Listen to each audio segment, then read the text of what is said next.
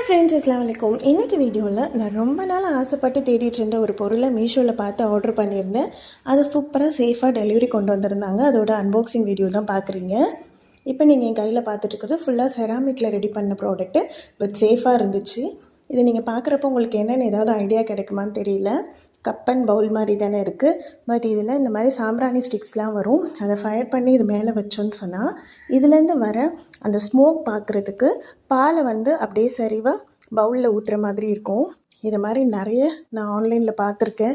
Like God ஸ்டாச்சூஸ்லாம் இருக்கும் சாமி ரூமில் வைக்கிற மாதிரி.